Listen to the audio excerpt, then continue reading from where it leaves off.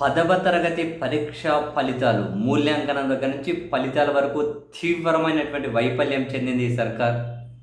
పిల్లల జీవితాలతో దారుణంగా ఆటలాడుకున్నారు.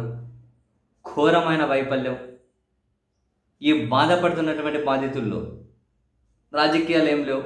అందరికీ సమానంగానే బాధ మిగిలింది, తల్లిదండ్రులకైనా పిల్లలకైనా. అన్ని వేల మంది రీవాల్యుయేషన్ రీవెరిఫికేషన్కి అప్లై చేశారు. అందులో కూడా మళ్ళీ అవకతవకలు. చాలామందికి ట్రిపుల్ ఐటీకి మరో దానికి అప్లై చేసుకునే టైం అయిపోయి బాధపడుతున్నారు. కొందరు ఫెయిల్ అయ్యామని చెప్పి ఆత్మహత్య చేసుకుంటూ ఉన్నారు.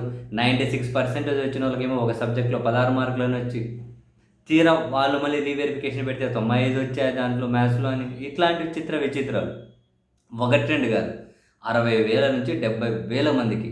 ఇటువంటిప్పుడు ప్రభుత్వం ఏం చేయాలి? బాధ్యత వహించాలి. జరిగిన దానికి బాధ్యత వహించాలి. తప్పును అంగీకరించాలి. పొరపాటుకు క్షమాపణ చెప్పాలి. నేను కాన్సర్న్ మినిస్టర్గా ఉన్న నారా లోకేష్ గారు, బాధ్యత తీసుకోండి. మీ నాయకత్వం మీద ఎవరికైనా కనుక డెఫినెట్లీ విశ్వాసం వస్తుంది. భవిష్యత్తుకు మీకే మంచిది. బాధ్యత తీసుకోండి సార్. ఎదురుదాడే సిద్ధాంతం అవుతుందా? ఎదురుదాడి చేస్తే ప్రతి దగ్గర రాజకీయ ఎదురుదాడేనా? ఎదుటోళ్ళను సైకో అని, ఎదుటోళ్ళని ఇంకేదో నిందించినంత మాత్రాన. ఇప్పుడు నిన్న లోకేష్ గారు ట్వీట్ ఏంది? ప్రజా జీవితంలోనూ వ్యక్తిగత జీవితంలోనూ ఫెయిల్ అయిన జగన్ గారు ఇప్పటికైనా బాధ్యతగా వ్యవహరించాలి. చిన్నప్పుడే 10th పేపర్లు ఎత్తుకుపోయిన మీ నుంచి హుందాతనం ఆశించడమే తప్పని, ఏదో పెద్దది ప్రజా జీవితంలో వ్యక్తిగత జీవితంలో ఫెయిల్ అయిన జగన్ రెడ్డి అని పెద్ద నోట్ ఏదో షేర్ చేశారు. ఏమైనా సంబంధం ఉందా? జగన్మోహన్ రెడ్డి గారు అప్పుడు పేపర్లు ఎత్తుకెళ్ళారు. ఒకవేళ ఎత్తుకెళ్తే ఇప్పుడు అందుకేనా 70,000 మందికి జీవితాలు తలకిందులయ్యాయి ఇప్పుడు 10వ తరగతి. దానికి దీనికి ఏమైనా సంబంధం ఉందా? #, చూడండి, సైకో జగన్. ఎవరు సైకో? ఎవరిని అనాలి సైకో అని? ఇక్కడ జరుగుతున్న తంతు మీద ఎక్స్ప్లెనేషన్ ఇవ్వండి. 70,000 మంది ఎందుకు రీవెరిఫికేషన్ అప్లై చేశారో చెప్పండి. ఎందుకు రీవాల్యుయేషన్ అప్లై చేశారో చెప్పండి. ఇంత తప్పుల తడకు ఎందుకో చెప్పండి.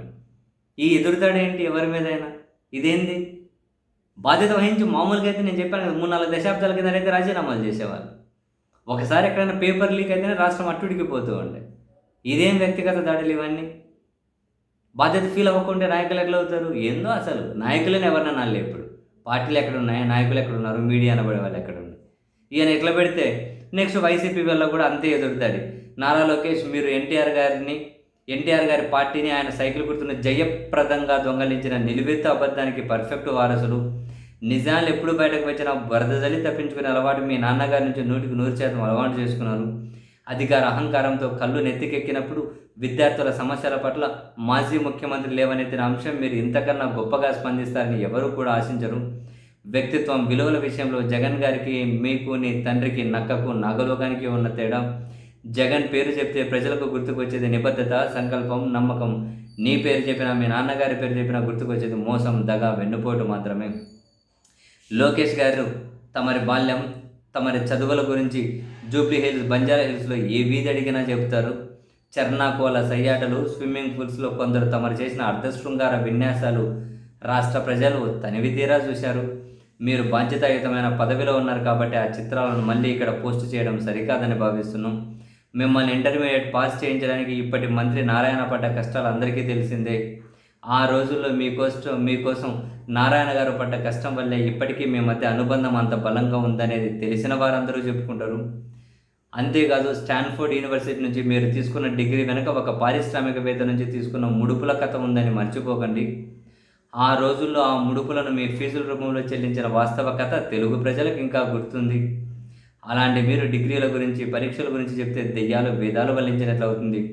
గతంలో అసెంబ్లీలో ఇలాంటి చవకబార్ ఆరోపణలు మీ టీడీపీ వారు చేస్తే ఆ రోజుల్లోనే జగన్ గారు మీకు దిమ్మ తిరిగేలా సమాధానం ఇచ్చారు. ఒక్కసారి మీ సహచర మంత్రి అచ్చెన్నాయుడిని అడిగితే తెలుస్తుంది. మీరు రెండోసారి మంత్రి అయ్యారు, కానీ ఎప్పుడూ మీ శాఖల మీద, మీ ప్రభుత్వం మీద ఆరోపణలు వచ్చినప్పుడు తప్పించుకుంటారు తప్ప ఒక ప్రెస్ మీట్ పెట్టి క్షుణ్ణంగా వివరించే ప్రయత్నం చేయరు. ఎప్పుడైనా, ఎక్కడైనా, ఎవరైనా ప్రశ్నలు వేస్తే బుల్డోజ్ చేసే ప్రయత్నం చేస్తారు. కారణం మీలో నిజాయితీ లేదు. మీరు నిజాలను అంగీకరించరు. మీరు హేళన చేసి తప్పించుకునే ప్రయత్నం చేసిన లక్షల మంది విద్యార్థులు, వారి తల్లిదండ్రులు విడిచిపెట్టరని గుర్తుపెట్టుకోవాలి అని. లేకపోతే ఏంటి?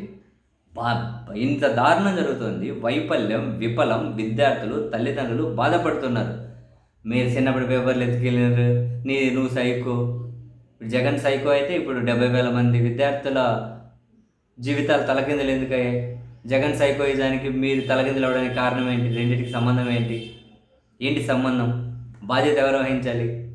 ఇప్పుడు ఈయన చిన్నప్పటి గురించి ఆయన చిన్నప్పటి గురించి ఏంటివి ఇవంతా? బాధ్యత వహించాలి కదా ప్రభుత్వం. ఇదేం ఎదురుతాడండి బాబు.